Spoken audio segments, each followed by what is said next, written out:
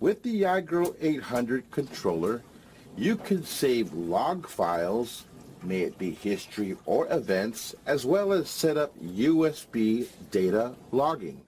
Now, the history file generates snapshots of the sensor readings, set points, and your output's current state, and the event log option allows the user to view the history of various events which happen over a period of time, like stage changes, sensor errors, relay status changes, equipment status changes, etc.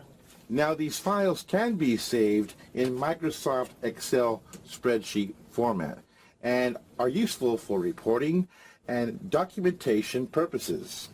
Now, to save log files and set up USB logging, you must first insert a USB in the back of the controller on the USB port that is farthest away from the PCB board. Now, once the USB is installed, from the home screen, you would simply do the following. You would hit OK, and then you would go to System Setup, and then you'd go to Save and Restore. And then you'd go ahead and choose the option Save Log Files.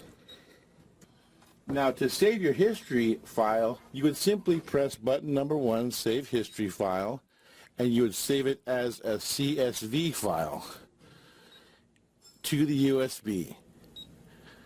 And then it will ask you to name your file, hit OK, and we'll name this file simply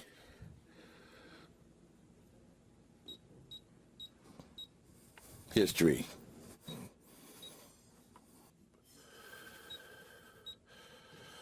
And when you have named it, hit OK.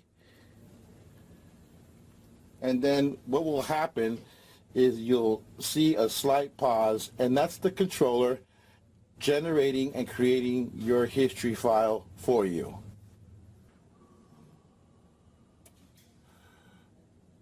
Once File Transfer Complete pops up, you would press any key to close. Now, to save your event file,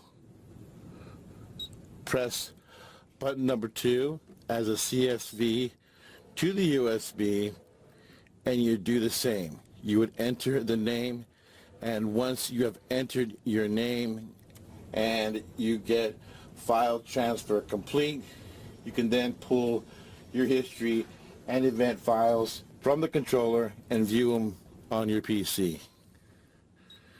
I hit cancel here. Now, USB logging setup, we're going to go ahead and go into that.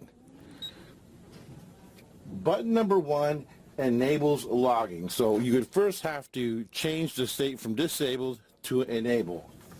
Button number 2 gives you the format option, and we're going to choose CSV. Now, button number 3 is for the snapshot period. If you press button number 3, by default is 5 minutes. But you could choose from either 1 to 60 minutes for your intervals.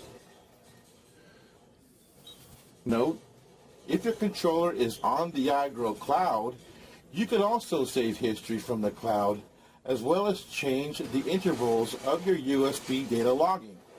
And all you'd have to do is simply open your cloud, and on the home page, you would simply go to History and Log tab. And as you can see in this screen, you can enable or disable your logging and change the intervals, as well as download your history, and you can specify a specific range of history dates to download from.